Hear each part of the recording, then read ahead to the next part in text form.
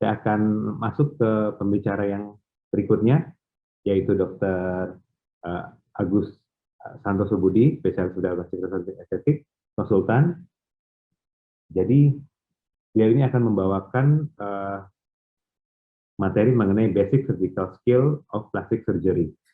Jadi Dr. Agus ini merupakan staf pengajar di Rumah Sakit Umum Dr. Sutomo, Universitas Erlangga, dan juga merupakan sekretaris program studi di Prodi Bedah Plastik UNER dari tahun 2010 2016 sampai sekarang. Beliau juga merupakan pengurus terapi bidang pengabdian masyarakat. Baik, kalau untuk mempersingkat waktu juga, saya persilakan tempat dan waktunya, Dr. Agus. Monggo, Dok. Terima kasih, Dr. Alki. Baik, kami mendapat tugas dari Pelapi untuk memberikan materi tentang Basic Course of Plastic Surgical Skill. Jadi, kenapa ini kita berikan? Karena kita tahu bahwa sekarang lulusan dari dokter umum, apalagi dengan kondisi pandemi kemarin, pasti mereka akan kekurangan keterampilannya di bidang surgical, sehingga mungkin inilah saya diberi tugas untuk menyampaikan apa saja yang dikerjakan oleh bedah plastik, baik itu di Center Surabaya, Jakarta, Bandung, kemudian Aceh, dan Bali. Baik. Nah, basic surgical instrument itu kita bukan hanya, tetapi ini minimal yang harus kita kuasai adalah, yang pertama adalah gunting. Ya, kita tahu bahwa orang bedah pasti pegang gunting, pegang pisau, pegang pinset, kemudian pegang hemostat atau klem, kemudian ada jarum untuk jahit, benang, dan needle holder. Minimal dalam kita melakukan tindakan surgical, 7 alat ini harus ada. Mari kita lihat alat-alat tersebut. Yang pertama, di sini kita lihat gunting. Nah, kita lihat mungkin di dokter umum, teman-teman dokter umum itu hanya mengenal gunting benang dan gunting jaringan. Ya. Bentuknya seperti apa? Bentuknya taunya hanya lurus dan curve atau lengkung. Tapi kalau kita lihat, gunting itu macam-macam. Ya, ada yang curve, ada yang lurus. Kemudian kita lihat ini ada yang sudutnya sekitar 60 derajat. Jadi kita akan kenalkan semuanya ini pada dokter umum yang nanti akan masuk di pendidikan bedah, khususnya bedah plastik. Kemudian yang di tengah ini adalah needle holder. Yang kita pakai needle holdernya ya kita memakai yang pakai itu needle holder dengan tipnya yang halus. Kalau kita melihat needle holder yang bagus untuk bedah plastik, biasanya kita pakai yang halus, itu bisa dipakai untuk benang nomor jarum atau benang nomor 5 dan 6. Kemudian yang agak kasar itu kita pakai untuk nomor 4. Nah, ini harus kita perhatikan.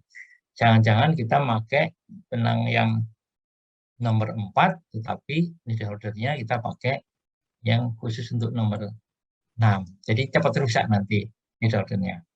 Kemudian kita lihat di sini, ini adalah macam-macam pisau, ya, pisau dengan hand bed mesh-nya. Yang dipakai di bedah plastik itu hanya 3 yang paling utama, yaitu yang nomor 15, nomor 11, dan nomor 10. Ini kelihatannya. Ini, ya. Jadi 3 pisau itu saja yang banyak kita gunakan. Yang lain mungkin di departemen yang lain. Ya. Kemudian kita lihat di sini ada forceps atau pinset. Pinset kita lihat ada dua macam. Yang satu ini yang tajam ini adalah pinset kirurgis, sedangkan yang tanpa mata adalah anatomis. Jadi kalau kita salah menggunakan pinset, jaringan yang kita pegang itu akan rusak. Contohnya begini, kalau kita mau megang dengan pinset kirurgis, berarti hanya satu titik yang tertekan dengan pinset itu. Berarti titik itulah yang nanti akan merupakan tempat rusaknya jaringan. Kita lihat yang di sini adalah klem atau hemostat. Ini bisa digunakan macam-macam. Bisa untuk melakukan hemostasis, bisa dipakai untuk hal yang lain. Ada dua macam, lurus dan bengkok. Nah, yang penting lagi di bedah plastik kita harus hafal dengan tipe-tipe jarum. Ya. Kita lihat yang straight ini biasanya untuk kraniofasial, terutama untuk membuat telinga buatan, ya, untuk menjahit cartilage. Kemudian kita ada yang 3/8, setengah maupun 5/8. Yang banyak digunakan di bedah plastik rata-rata 3/8 atau setengah. Karena apa? Karena ini hal yang sangat spesial karena kita menjahit kulit agar hasilnya bagus. Kemudian juga kita harus tahu macam-macam ujung dari jarum itu. Yang kita pakai adalah yang cutting ataupun diffuse cutting. Ya, kadang-kadang kalau kita minta, Pak, perawat, Mbak, atau Mas, saya minta benang dikasih. Tapi seorang ahli bedah plastik pasti akan melihat ini benang apa, jenisnya apa, jarumnya seperti apa. Kalau bisa malah kadang-kadang nyebutnya merek juga. Tapi ini nggak saya sebutkan ya. Nah, ini contoh benang ya. Benang yang multifilamen itu seperti ini, ya. Kalau dia dijahitkan kan seperti ini. Sedangkan yang di sebelah kanan ini nampak monofilamennya satu untaian benang saja, tidak seperti yang polifilamen yang dirajut bentuknya seperti ini. Oke. Nah, ini cara megang instrumen ya. Untuk gunting, untuk forceps, maksudnya untuk hemostat itu ibu jari dimasukkan di satu sisi, kemudian yang sisi lubang berikutnya sebaiknya kita masukkan di jari tengah sampai jari kelima. Pilih salah satu ya. Pada waktu saya pertama kali masuk bedah dasar, saya diajari. Jadi ahli bedah itu harus bisa megang 3 gunting. Saya berpikir gimana ya 3 gunting, tapi ternyata benar. Kita bisa masukkan di jari tengah, satu, kemudian jari manis dan jari kelingking. Jadi 3 gunting bisa kita pegang sendiri dengan satu tangan. Contohnya begitu. Tapi ini perlu latihan betul, dan saya sendiri tidak pernah melakukan 3 alat di satu tangan. Saya lebih baik satu-satu kita nikmati operasinya. Kemudian ini cara kita memegang pisau.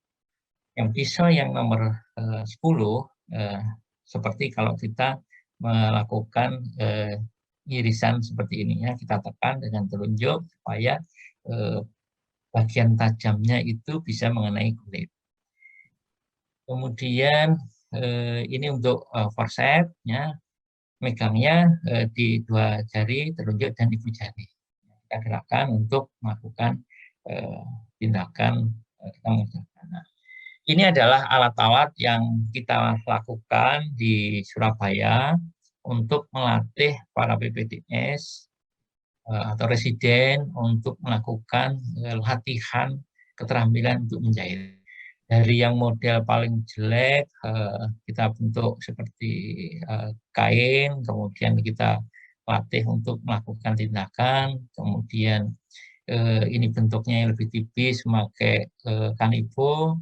Kemudian sekarang banyak muncul alat-alat yang dijual di Shopee. Ya, ini lumayan lah untuk latihan, walaupun kualitasnya dibandingkan dengan kulit manusia agak beda. Nah, di Surabaya kami melakukan selain dengan alat-alat ini juga dalam sekitar 6 bulan sekali kita melakukan latihan jahit menjahit memakai lidah sapi. Nah, ini adalah contoh luka yang dijahit oleh seorang residen plastik, PPDS plastiknya. Pada awalnya mereka pasti tidak bisa melakukan jahitan yang tidak dilakukan penanda, tetapi sepertinya jarak ini sudah otomatis jaraknya ya.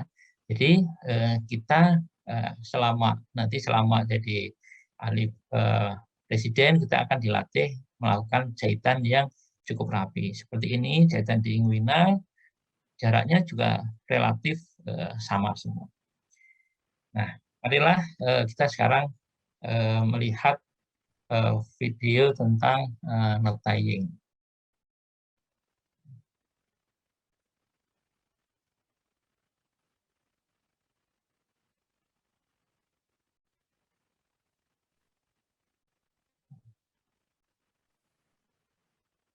Maaf, videonya. Nah, ini contoh tadi alat-alat yang kita pakai. Nah kemudian maaf, ini untuk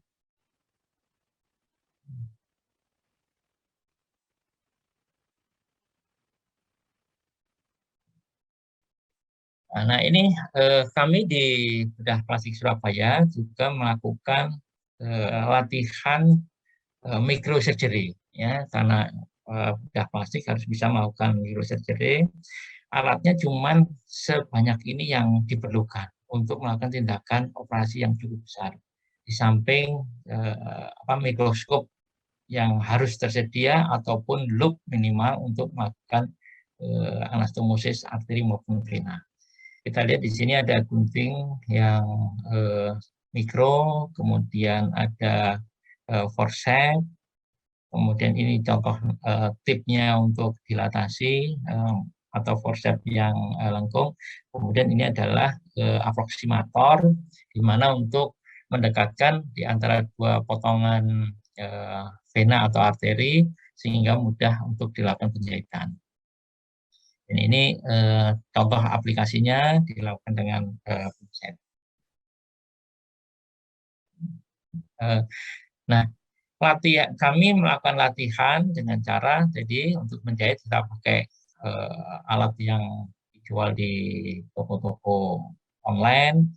Kemudian untuk mikro kami melakukan dengan cara melakukan gambar, melakukan arsir pada kertas bergaris yang diameter ukurannya itu sekitar 1 mili, supaya kita membiasakan mengerjakan tindakan yang kecil-kecil.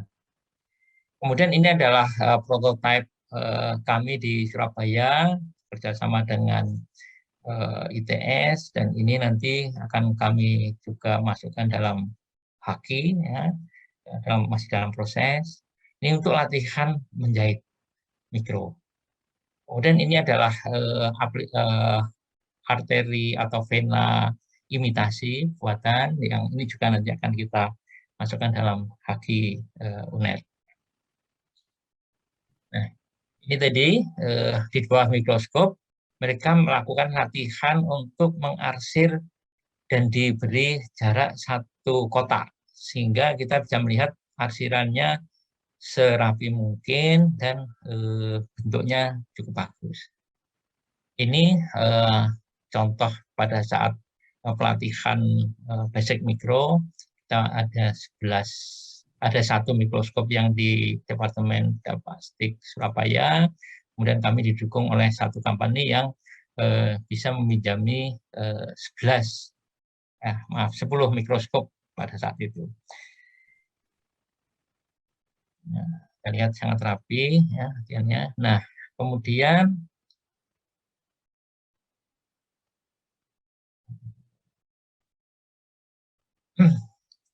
nah, ini adalah contoh kita melakukan latihan keterampilan mikro, bedah mikro, memakai alat yang kita bikin kerjasama dengan ITS, ya, seperti ini. Kemudian ini adalah contoh melakukan penyambungan setelah ini dipotong, kemudian dilakukan anastomosis arteri yang di sebelah kanan. Ya, jadi kita latih semuanya agar residen atau PPDS itu terampil melaksanakan ini. Nah, ini yang baru kita bikin, yang paling baru kita bikin bahan latihan keterampilan untuk melakukan tindakan operasi CLB. Ya, kita bisa tarik gitu ya. Nantinya karena pasien itu mulai sedikit di kota Surabaya, maka kita melakukan latihan pada manekin dulu. Nanti kalau terampil baru mereka akan praktek di manusia. Mungkin ini yang bisa saya sampaikan. Mudah-mudahan sedikit gambaran dari course yang ada di bedah plastik bisa kita ketahui sama. Terima kasih. Saya kembalikan kepada Dr. Alfi.